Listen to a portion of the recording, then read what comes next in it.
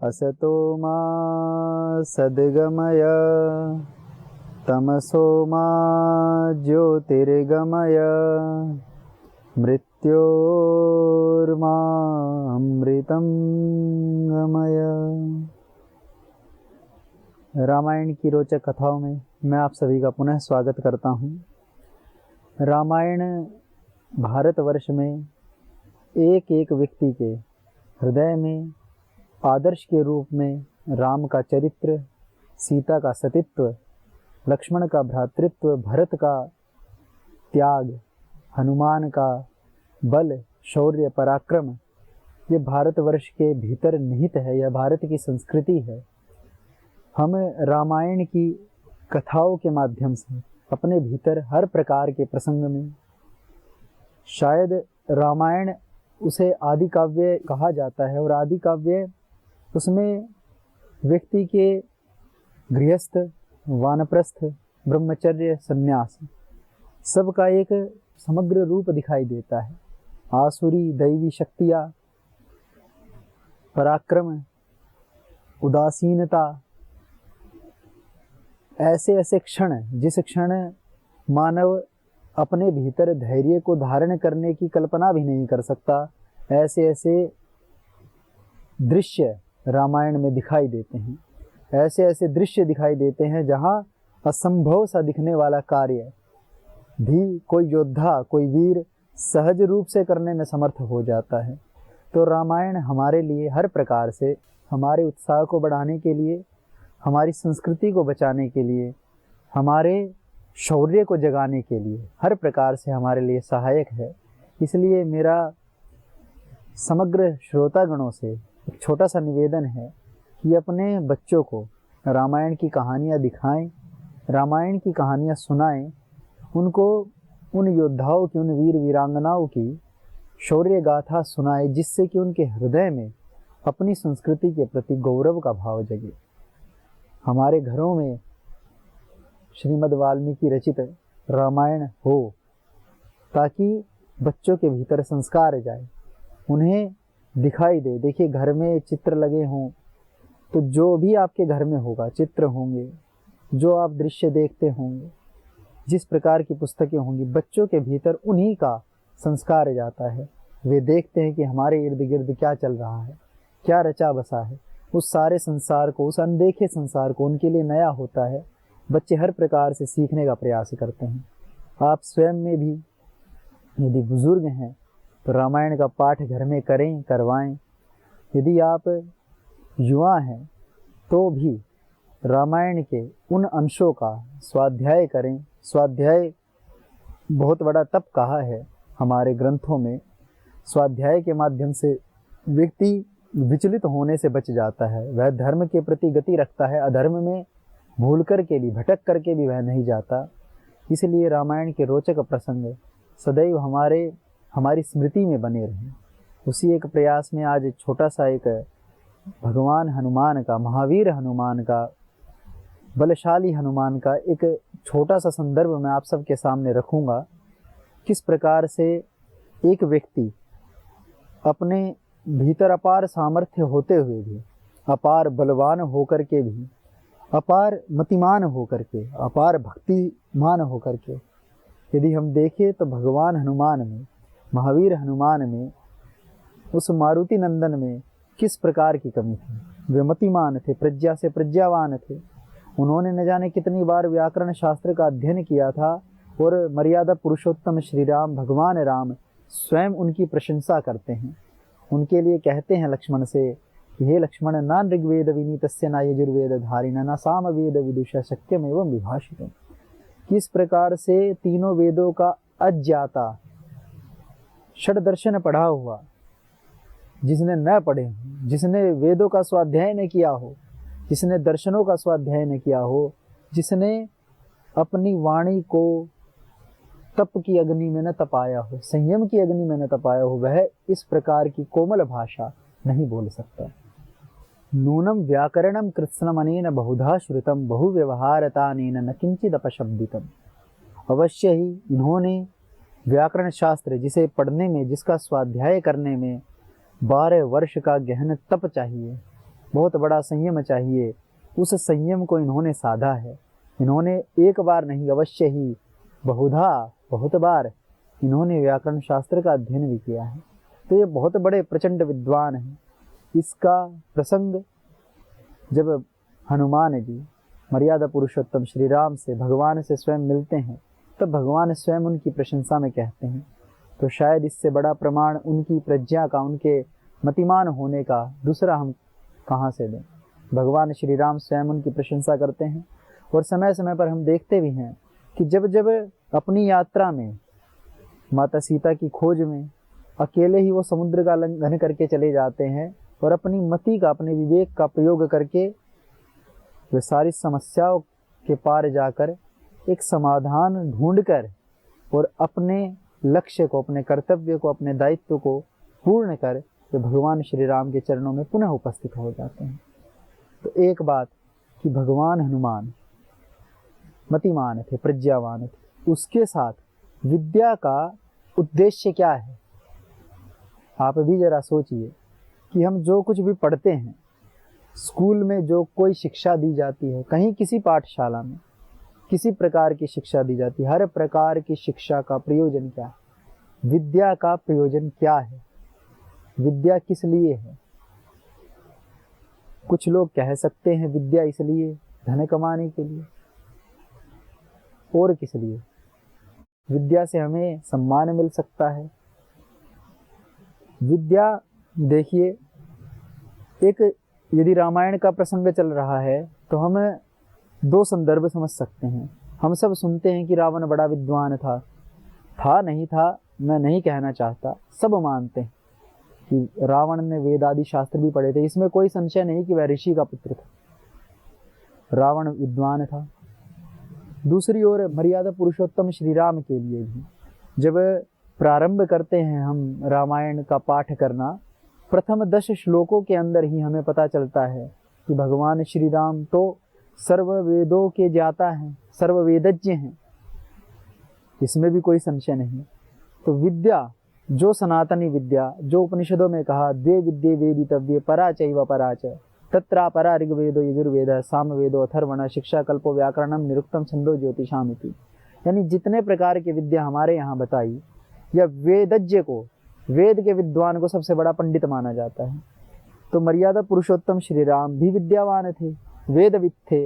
एक तरफ रावण भी वेदविद था। अब विद्या राम बनाने के लिए है या विद्या रावण बनाने के लिए? तो कौन सा ऐसा तत्व था जो दोनों में, राम में तो था, रावण में न था? विद्या का सीधा सीधा प्रयोजन शास्त्रों में कहा कि विद्या क्या देती है, विद्या से हमें क्या मिलता है। विद्या ददाति विनय, कि विद्या से विनय मिलना चाहिए। अब विनय के द्वारा देखिए यात्रा कहाँ तक जाती है। विद्या ददाति विनयम, विनय से क्या मिलेगा? विनयात याति पात्रताम, विनय से व्यक्ति हर प्रकार से समर्थ हो जाता है। जो विनयशील है उसे संसार में सब प्रिय लगते हैं, सब उसके हो जाते हैं। विद्या ददाति विनयम विनयाद याति पात्रताम, वो हर प्रकार की विद्या को, हर प्रकार के सामर्थ्य को ग्रहण करने का पात्र बन जाता है। विद्या ददाति विनयम विनयात याति पात्रताम, धन तो पात्र होने से ही मिल जाता है। पात्रत्वा धनमाप्नोति, धन से व्यक्ति धर्म के कार्यों में प्रवृत्त होता है, तब उसे कहीं जाकर के सुख की प्राप्ति होती है। धनात् धर्मम ततः सुखम, धन से धर्म, और तब जाकर के व्यक्ति को सुख की प्राप्ति हो जाती है। तो यदि सीधा सीधा कहें विद्या विनय का साधन है, और यदि विद्या के ग्रहण करने से विनय की प्राप्ति न हो, तब जो विद्या का पूरा प्रयोजन है वह समग्र प्रयोजन हमारे भीतर घटित नहीं है। बस इतना सा भेद है राम और रावण में। एक विनयशील है, दूसरे में विनय की बूंद भी नहीं है, दूसरे में विनय की परछाई भी नहीं है, झलक भी नहीं है।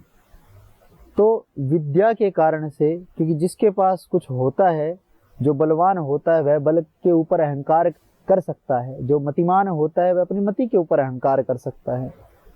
किसी जो हमारे पास होता है उसके प्रति हम अहंकार भी कर सकते हैं और उसके कारण से हम विनयशील भी हो सकते हैं। कि सारी समष्टि ने मिल करके हमें इस योग्य बनाया कि हम उस विद्या को ग्रहण करने में समर्थ हो पाए, और गुरुजनों की कृपा से जो विद्या मिली, उस विद्या के कारण से जो हमने इस लोक में सेवा कार्य किया, उसके कारण से हमें सम्मान मिला। इस कारण व्यक्ति विनयशील हो सकता है, इस प्रकार का चिंतन मंथन करके। दूसरी ओर व्यक्ति के भीतर यह भी संभावनाएं देखी गई हैं या पाई जाती हैं कि जब उसके पास कुछ आता है उसके बाद व्यक्ति अभिमानी अहंकारी हो जाता है। तो भगवान हनुमान वे प्रज्ञावान होने के साथ साथ, मतिमान होने के साथ साथ विनयशील थे, तभी भगवान श्री राम की सेवा में उपस्थित रहे। आप जरा सोचिए, जब कभी कोई किसी से मिला नहीं, कहाँ अयोध्या, कहाँ किष्किंधा, कहाँ वन में भटकते श्री राम और कहाँ वानर शिरोमणि हनुमान, बस परंतु उनको, उनके चरित्र को देख करके, भगवान श्री राम की मर्यादा को देख करके, उनके विनय को देख करके भगवान हनुमान ने तय किया कि रामार्थ, कि मुझे अपना जीवन राम के लिए देना है, मर्यादा पुरुषोत्तम श्री राम के चरणों में समर्पित करना है, और अपनी मति का, अपनी श्रद्धा का, अपनी भक्ति का और अपने बल का सदुपयोग भगवान श्री राम के कार्य में कर। इतना सामर्थ्यवान होने के पश्चात अपने जीवन का एक लक्ष्य तय किया। लक्ष्य तय करने के बाद जब यह स्वीकार कर लिया कि मेरा जीवन भगवान श्री राम को समर्पित। देखिए, हम तय करते हैं, न जाने कितनी बार हम संकल्प करते हैं, कितनी बार हम इस संसार की मोहमाया से परेशान हो करके हम सन्यास की ओर अग्रसर होना चाहते हैं, कभी कभी सब कुछ छोड़ना चाहते हैं, कभी कभी इतने झंझावातों में फंस जाते हैं कि लगता है सब छोड़ दें। और मैं भगवान श्री हनुमान के प्रसंग से भी यह बताऊंगा कि ये जब इन्हें आदेश मिला, सब जानते हैं चारों दिशाओं में सेनापति भेजे गए, 4 सेनापति नियुक्त किए गए, 4 अध्यक्ष नियुक्त किए गए, और सुग्रीव ने चारों को चारों दिशाओं में भेजा, एक बहुत बड़ी बड़ी सेनाओं के साथ। तब जब वे अपनी यात्रा में गए तब उनको भी कष्ट आए, ऐसे ही कष्ट जैसे आपके और हमारे जीवन में प्रतिदिन आते हैं। उनको समझदारी पूर्वक सहन करना, उनको विवेक पूर्वक, देखिए कोई छोटी सी गलती, हमारी कोई छोटी सी गलती संबंधों को तोड़ने का कारण बने तो संबंध नहीं तोड़ने चाहिए, विचार करना चाहिए, सोचना चाहिए कभी कार्य करते हुए, क्योंकि आज भाग दौड़ की दुनिया है, सब इतनी तेज गति से भाग रहे हैं, हम भी नहीं जानते कि कहाँ जा रहे हैं और कहाँ पहुँचना है, क्या लक्ष्य है, कुछ नहीं पता, लगातार निरंतर चले जा रहे हैं। जमाना इतना तेज है क्योंकि ग्लोबल विलेज है, आज इंटरनेट ने पूरी दुनिया को इस तरह से जोड़ दिया कि आप यहाँ बैठे दुनिया के किसी छोर में आप जुड़ सकते हैं, वहाँ तक जुड़ सकते हैं। व्यक्तियों के हाथ से फ़ोन छूटना बड़ा भारी हो गया है। व्यक्ति जहाँ संबंधों को ज़्यादा महत्व दे रहा था या देता था, परस्पर में परिवार कभी बैठ करके बात कर लेते थे, कहीं ना कहीं फ़ोन के कारण से भी, फ़ोन था इसलिए कि नज़दीकियाँ बढ़ जाएं, जो दूरियां हैं वे कम हो जाएं, पर कहीं ना कहीं इसने भी बहुत बड़ा इसमें योगदान दिया है आज के इस संसार में, कि उसने जोड़ने की बजाय तोड़ने का भी काम किया है। और सब कहते भी है परिवार में लोग कि फ़ोन के कारण से बहुत समस्याएं खड़ी हैं। ठीक है, उसको अब आप नहीं हटा सकते, जिस प्रकार का आज का ज़माना है उसमें उसकी आवश्यकता है, उसका सदुपयोग करना चाहिए, इसमें कोई समस्या नहीं है, पर उसके कारण से भी बहुत समस्याएं हैं। फिर दूसरी व्यक्ति की आज की ज़िंदगी इस प्रकार की है कि रात को बहुत देर देर तक कार्य करना, लगातार भाग दौड़ में लगे रहना, और अपने लिए आत्ममंथन के लिए, थोड़े बहुत चिंतन के लिए, अपने परिवार के लिए, थोड़ा समाज के लिए समय न दे पाना। इधर उधर की बातों के लिए तो व्यक्ति बहुत समय निकाल लेता है, पर जब बात अपनी आती है कि मैं थोड़ा अपने पर चिंतन कर लूँ, मैं अपना थोड़े से अपने परिवार को थोड़ा समय दे लूँ, जब इस तरह की बातें आती तो मन कहीं भागने लगता है, या ऐसे कभी कभी समस्याओं में उलझ जाता है कि लगता है कोई और छोड़ नहीं। सोचिए, जब पूरी सेना, अंगद महान जामवंत भगवान हनुमान समुद्र के एक छोर पर बैठे और कोई उपाय नहीं दिख रहा कि जाएं तो जाएं कैसे। अथाह समुद्र आगे, पता है समुद्र के पार लंका है, लेकिन कितनी दूर जाकर के लंका है कोई अता पता नहीं।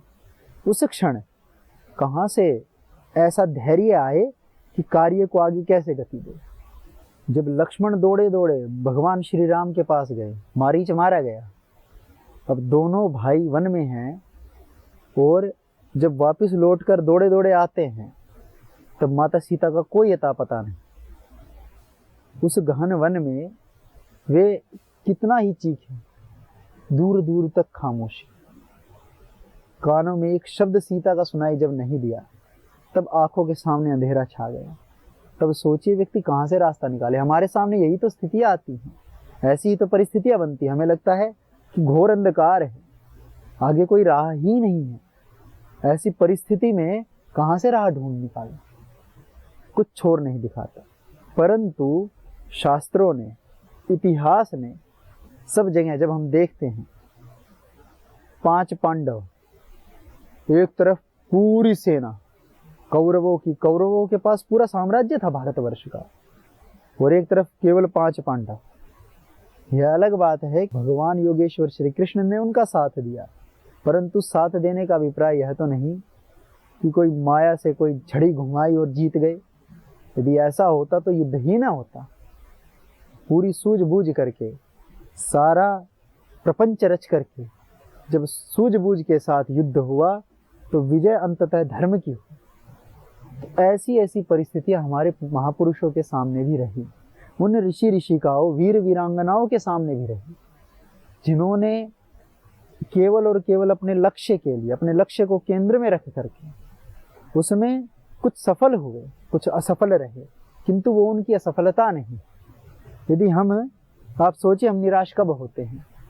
हमने यदि आज सोच लिया कि मैं आज दिन भर में उत्पादक श्रम करूंगा, मैं स्वयं प्रसन्न रहूंगा, मैं किसी को दुख नहीं दूंगा, मैं अपने परिवार को प्रसन्न रखूंगा, उनका पालन पोषण अच्छे से करूंगा, मैं अपने पुत्र पुत्रियों को आज किसी भी प्रकार से मेरे कारण से उनको दुख नहीं होगा, ऐसा कोई संकल्प करें और उसको दिन भर हम जी लें, या हम उसको जीने का प्रयास करें। मान लीजिए कि आपकी संतति के लिए आपने मन से सब कुछ किया, जो उसके लिए उत्तम था, सर्वोत्तम था, आपने किया, परंतु किसी कारणवश वह सफल न हो पाए, तो यह उसकी असफलता है, किंतु आप इससे कभी भी निराश नहीं रहेंगे। हो सकता है थोड़ा आपको दुख हो, परंतु इस बात का पश्चाताप नहीं होगा कि मैंने उसके लिए कुछ नहीं किया।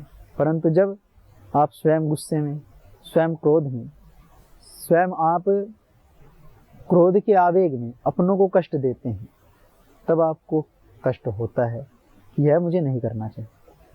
जब भरत सेना लेकर के भगवान श्री राम से मिलने आते हैं, सोचिए जरा उनके भाव कि वो पूरी सेना लेकर के, पूरा साम्राज्य उठा करके भगवान श्री राम के चरणों में उपस्थित होना चाहते हैं, समर्पित करना चाहते हैं, और लक्ष्मण को इतना क्रोध आया हुआ है कि मैं अभी सब कुछ भस्म कर दूं, सेना सहित भरत को भस्म कर दूं। तब श्री राम समझाते हैं। तो ऐसी ऐसी कभी परिस्थिति बन जाती है बातचीत न करने के कारण से। इन सब समस्याओं के समाधान के लिए हमें इतिहास पढ़ना चाहिए। इतिहास का अभिप्राय है रामायण, महाभारत, ऐसी पौराणिक कथाएं जिनसे प्रेरणा मिलती है, जहाँ हमें दिखाई देता है कि हम जिनको महापुरुष समझते हैं, जिनको हम भगवान समझते हैं, वे भगवान कभी इस धरा पर विचरण कर रहे थे, और जितने कष्ट हमको अपने प्रतीत होते हैं, हमसे लाखों गुना अधिक कष्ट के सरोवर में, कष्ट के सागर में वे डूबे हुए थे, फिर भी उस सागर में वे डूबे नहीं। वे उस भव सागर में डलकर भी, भव सागर में गिरकर भी उन्होंने हमें एक राह दिखाई कि देखो इस कष्ट में जाकर के भी, उस कष्ट के भवसागर में गिर करके भी संसार को, इस सागर को कैसे तरा जा सकता है, कैसे पार किया जा सकता है। तो छोटी सी सीख उन्होंने हमें दी। उनकी इस सीख को हम भी ग्रहण करके अपने जीवन को सफल बनाने का प्रयास करें। तो समस्याएं, संकट, संघर्ष हो सकते हैं हमारे सामने भी, हमारे सम्मुख भी, किंतु भगवान ने जब हमें इंसान के रूप में रचा, तो यह मानिए कि उन्होंने स्वयं को, अपने आप को ही रचा। तो हम कभी भी है ना सोच करके कि समस्याएं ज़्यादा बड़ी हैं, हम समाधान को ढूंढने का, खोजने का प्रयास करें और कभी भी निराश न हो। क्योंकि निराशा यदि जीवन में है, यदि भगवान श्री राम के जीवन में भी निराशा होती, यदि समुद्र के किनारे पर खड़े महावीर हनुमान के जीवन में निराशा होती, उनके मन में निराशा होती, तो वे समाधान की ओर अग्रसर न हो पाते। वे आज हमारे लिए बल के, विद्या के आदर्श न होते, सेवा के, श्रद्धा के आदर्श न होते। और यह भी हम आपको कल बताएंगे, आज चूंकि समय हो रहा है, कि कौन कौन सी चुनौतियाँ, कैसे कैसे संकट, जब भगवान हनुमान लंका को पार करके गए तब उनकी कैसी मनस्थिति थी, उनके मन में किस प्रकार के संशय, उनके अंदर भी संशय आए, उनके अंदर भी निराशा ने घर करने का प्रयास किया। ये भगवान ने ऐसे तत्व रचे बसे हुए हैं इस संसार में, जिन्हें कहा जाता है कि दैवी आसुरी शक्तियां सदैव इस संसार में प्रवाहित हैं। किंतु उन आसुरी शक्तियों को जब हम समाप्त करके, अपने भीतर की आसुरी ताकतों को हम परास्त करके जब आगे बढ़ने का प्रयास करते हैं, तो इस संसार की सारी दिव्य चेतना, सारी दैवी शक्ति, सारी दैवी संपदा हमसे जुड़ जाती है। और जब वह हमारे मन के साथ एक हो जाती है, तब यह मानिए कि हमारे लिए कुछ भी इस संसार में, कुछ भी ऐसा नहीं होता जिसके पार हम नहीं जा सकते। जो हमारे लिए समस्या बन करके खड़ा हो, ऐसा कुछ भी नहीं है। सारी समस्याओं का समाधान है, किंतु उसके लिए साधना की ओर अग्रसर होना है, उसके लिए संयम को धारण करना, उसके लिए योग की शरण में जाना ही पड़ेगा। उसके लिए अपने इतिहास को देखना पड़ेगा, उसके लिए उन ऋषि ऋषिकाओं को, उनके जीवन चरित्र को पढ़ना पड़ेगा, जिनके कारण आज इस भारतवर्ष का नाम संपूर्ण विश्व में गौरव से लिया जाता है।